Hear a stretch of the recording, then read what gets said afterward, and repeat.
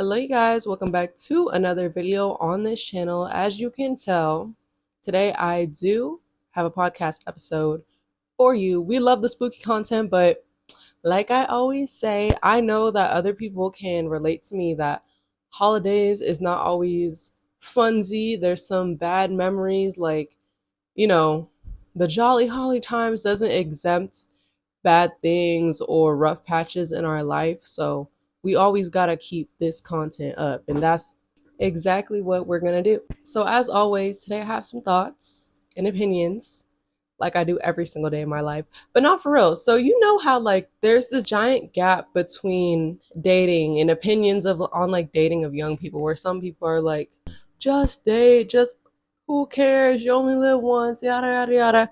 And then other people are like, well, I only date with intention. I only date exclusively. I like look at anyone as a potential prospect. You know, there's two very like different mindsets slash opinions slash just like what people want out of dating. And I don't think either of them are wrong. Although if you are not new to this channel, you already know that I definitely lean towards the second one. I think I've always kind of naturally been like this. I don't know. I've never just leaned into like dating culture, roster culture. It's just not, baby. It's not in my DNA. Because why do people always why do people always be talking about how like Scorpios are whores or they're like crazy serious about you, obsessed with you?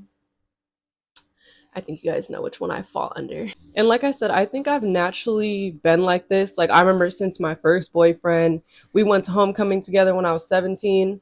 I was literally like after homecoming, so are you talking about anybody else? Are we exclusive? Like what are we doing? He was acting so confused, what? Yeah, sure, if you want to be. Okay. To all my young ladies out there. Oh, wait, no, I wasn't even 17 yet. I was 16 because November hadn't passed yet my senior year. Don't be afraid to ask those questions. If you ask people questions, men questions about their intentions or how serious they are, and or they get freaked out by that, bye. But yeah, even though Mrs. Serious, Mrs. About It has always been in my DNA, I think taking dating seriously, like choosing wisely, being very open, um, has grown as I've got older. You know, some people are super like at first and then they open up, or some people, like I said, are in the other spectrum where they date a lot and stuff and then they get to a point where they do want to be more serious. I think I've gotten even seriouser than I have before because of the stuff I've been through in my dating life. I seen like this quote on Instagram a couple months ago that was like, choose the right husband, choose the right partner. People act like your life depends on it because it does. And I was like, to me, that hit, right? I don't know what you guys consider long term relationships. Okay, don't fight me. Don't fight me. The longest relationships I've ever been in was twice, and they were both a year, which I think is like a long time for someone under 21. I was with someone like from 18 to 19, then I was with someone from 19 to 20. Um, and so I think that's pretty good for my first real relationship. And then, but anyway, so when I first hear quotes like that, I definitely interpret it in like the husband way, right? The husband, like we hear older women talk about their experiences, talk about their mistakes and whatever. And I completely think this is true. Like you see some women who are stuck with men who are miserable, who tell their kids, don't do this early, don't listen when people do this before you do this, da da da, you know, or people who, you know, women who were with a terrible man and then they're divorced and they're like, I love my kids, but I spent like 30 years putting off my dreams. And they feel like, you know, you hear a lot of young women talk and warn young girls in that way because it is real. Like I said, choosing your husband, but also especially choosing who you have kids with. That one, I think my generation needs to listen to that one. No shade to the young moms. And I'm not trying to throw shade in the sense of a misogynistic way either, because this can be twisted a lot where people are like, well, why would you even stayed with a guy like that? Why would women even choose a guy like that? I've gotten comments on my videos when I talk about my abusive relationship before, men thinking they know shit and being like, but you're so this and that, like, I'm not gonna lie, why did you talking like talking out the side of their neck? And I do not mean it in that way.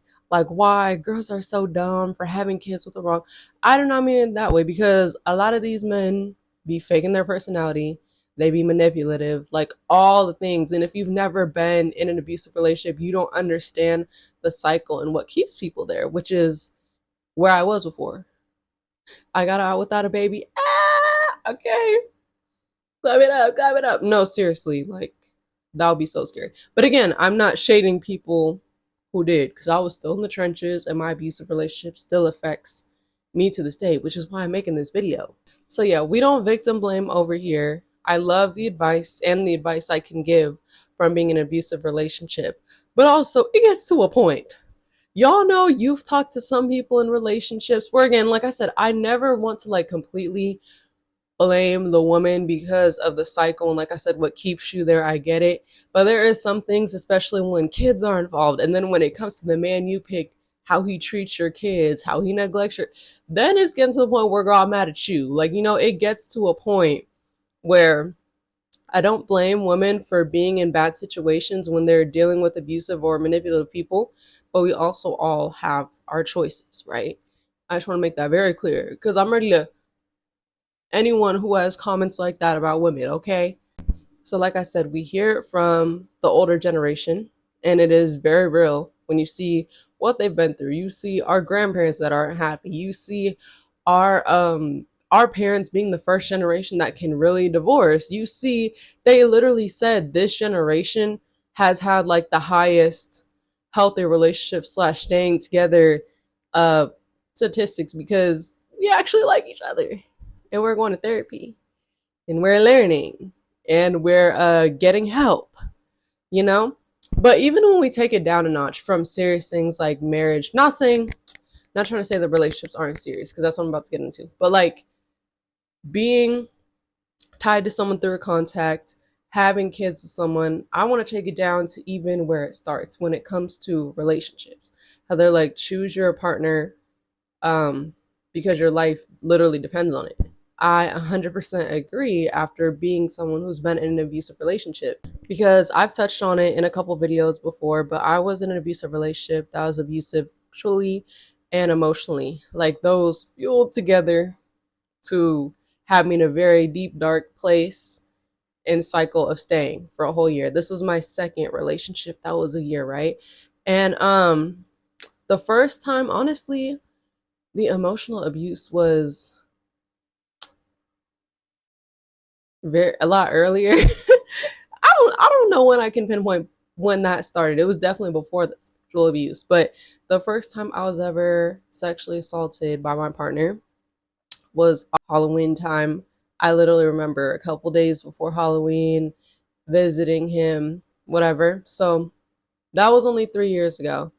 I'm 22, and yeah, the first time was when I was 19.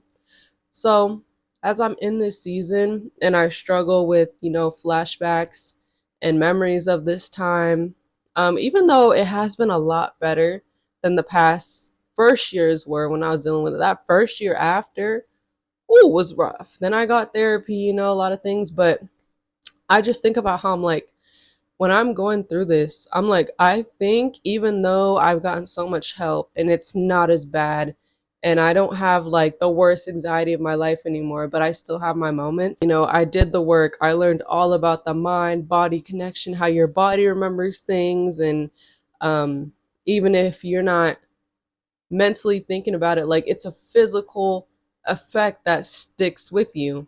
And I can attest to that. I think about how I'm just like, dang, like, this will always be a part of me, whether the October in 5 years, I only panic about it for one day, or the October, you know, in 10 years where it crosses my mind and it works me up a little bit, but I don't have it'll always be there. And I'm just like, that's so crazy, because I was like, if I would have like never dated that man, I feel like to the extent I did, it's just like, I would have never, like, this wouldn't be a thing. But again, also, we're not victim blaming.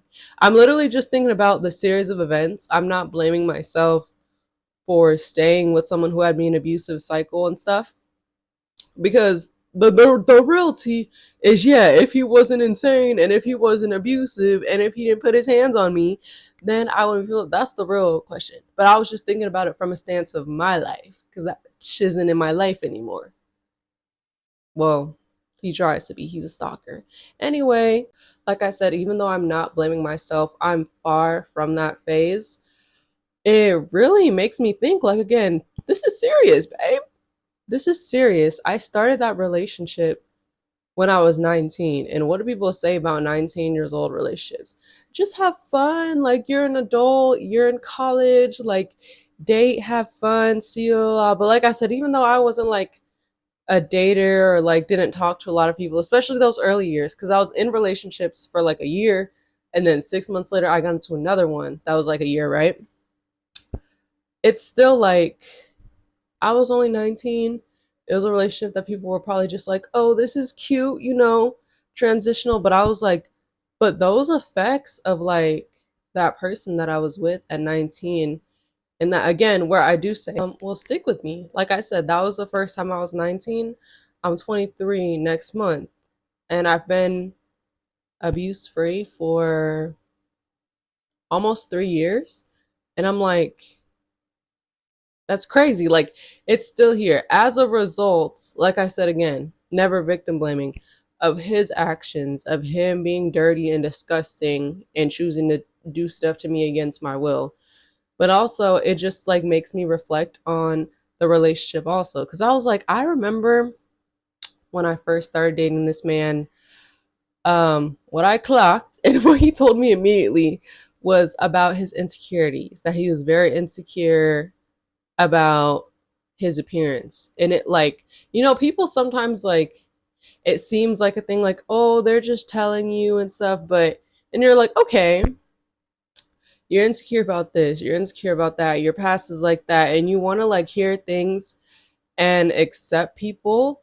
But like, there's two ways people could go when they're coming and being honest with you. One, I don't see the full extreme effects of how this man really is when I first started dating him, right? Like, it sets in the more it goes. But also, too, there's the type of people who are there and honor their flaws and insecurities with you and let you know and like can heal through them and are also working on them by themselves.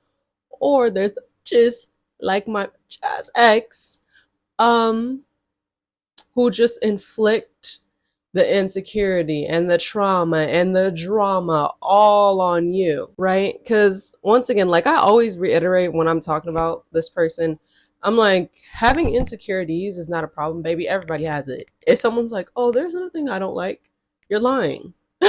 There is something that you don't like or aren't fond of, whether it's like you've grown into it, but still, right?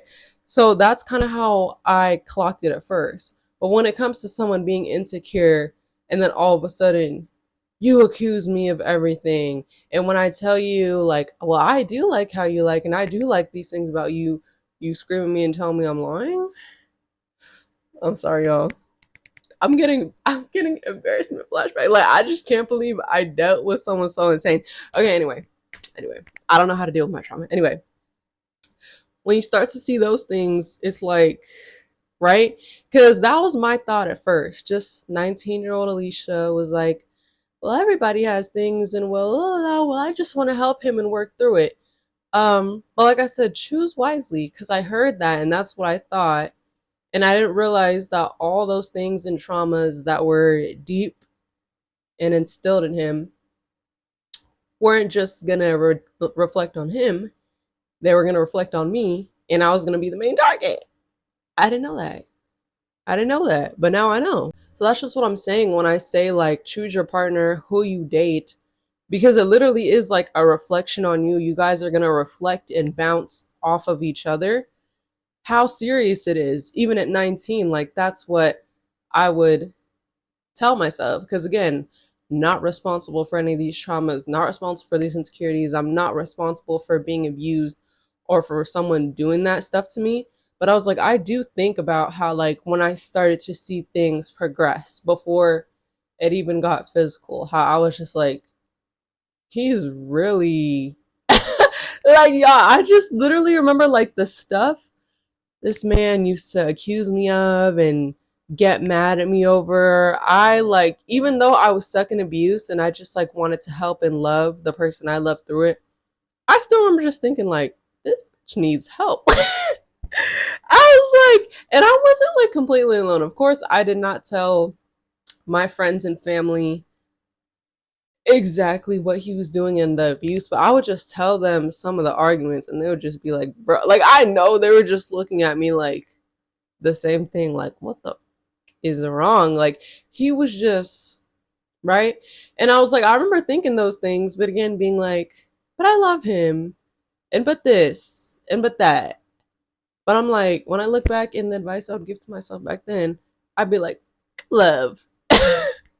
No, literally, because again, how I was dating this person and how I was in love with him and all that. Like, one thing I also saw a girl say before was like, when you're dealing with someone and you think, oh, we're gonna get through it and it's okay because this and that. It's like, think about your partner right now and think about if you'd want to deal with that for the rest of your life.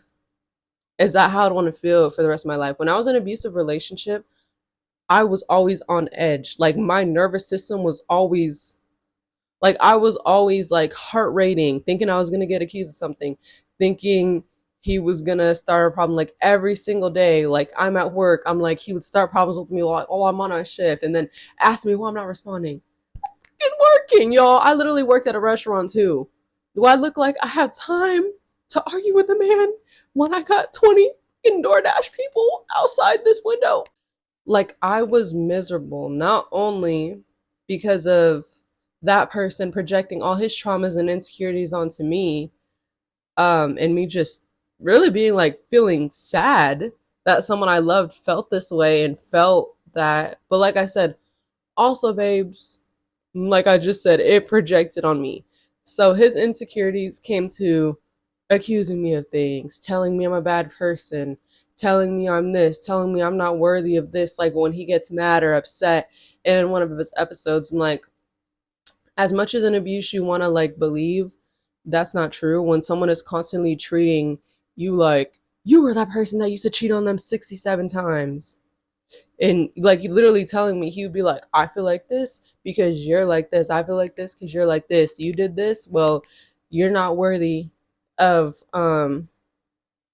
like physical affection, or like literally someone constantly telling you that. And then also, like I said, abuse is very confusing.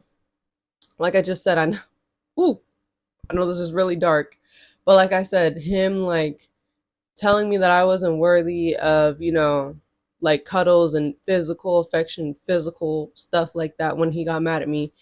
And then someone turning around, like telling me that I don't deserve that and I'm not going to get that. But then doing it to me against my will is very, very confusing for a girl who's like, I thought, you know? So that's what I'm saying. It's like, I seen the effects of a miserable person and I didn't think it would reflect on me, you know? But relationships are fucking mirrors, y'all. They are mirrors. And that's why I just say, like, when I'm reflecting on myself during this time, and I want to give her a big old hug, and I want to push my ex into the street.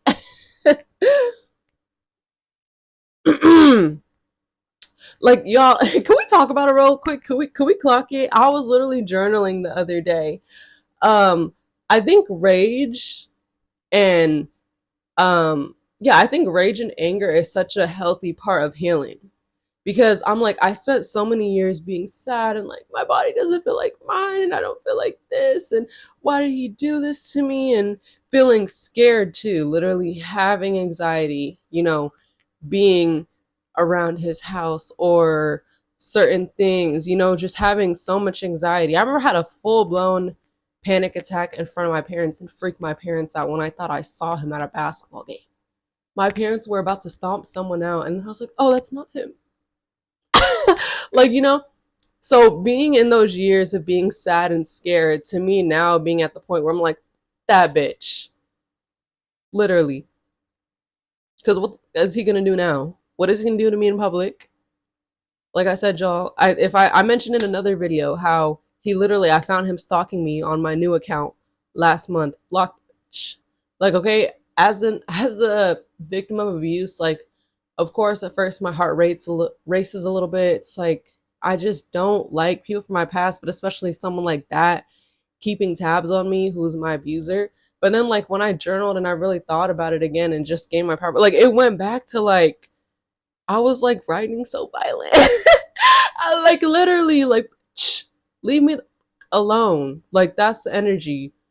Like try to follow me on something again, see what happens. Try to come up to me in person, see what happens. Like I want to like having that energy of like I'm not sad or scared anymore. I still have my moments, but instead wanting to beat you up and be like you need to feel something for these effects I'm still carrying. It's so healthy. It's so healthy and I love being in this era. Choose violence, everyone. But yeah, I just say this to say choose wisely, everybody, about the people you keep around you. I literally want to make my next podcast episode about reflecting on my friendship patterns and even like the traumas I low-key think I have in that. But choose wisely because as much as you say like I'm not influenced, I'm my own person, I don't care about this, the people around you influence you and can impact how you feel, especially your close relationships, especially a partnership. Someone you're being intimate with, someone you're with daily, someone that's the closest to you that knows everything. Like it matters. And to my girls or people who, like I said, are on the other spectrum, when they're more of like free daters or whatever, I still say the same thing, especially as a woman. Just be careful, babe. Like that free food or free date or, blah, blah, blah. Just still be careful. We are still women. Like we are still women. Please be careful with strangers. Share your location. Like find out a teeny bit. Like I know, like the dating culture and the woman empowerment, I'm all for, but please be fucking safe, y'all. Whether that's like I said, just physically going out with someone that you don't know like that. You don't know what their intentions are or what they could do to you. But even actually, y'all, I'm sorry, but can we clock it? Please put on protection. You don't know what these men have and what they're lying about. Can we really wake it up? Can we really wake it up? Please. And again, not victim blaming, because again, if someone's lied to you about that, they're the fucking loser. It's not your fault and you're not dirty or any of those things. But like I said, these men lie. They like to lie a lot. So please be careful, ladies, and anybody else out there. But yeah, you guys, choose wisely. The people around you, everything matters. Everything is connected. Like I said, I'm all for the freelance, free liberation, especially of women, but just be smart. Because I don't, even though I know some people watch me because they can relate, I don't want to see my people feeling like me. And again, not victim blaming because what happened to me isn't my fault, but just how you go about things. Um, it's important.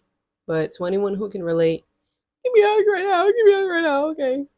We're going to have a good holiday season, even if it's iffy in other parts, because you're on this channel. I want to make a lot of healing content and funny shit for you to watch.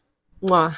Anyways, thank you guys so much for watching / listening to another podcast episode. I hope I said something that you can take from this, take away that makes you feel good or hit you right here. Please don't forget to like, comment, and subscribe. And as always, I will catch you guys in the next one. Bye.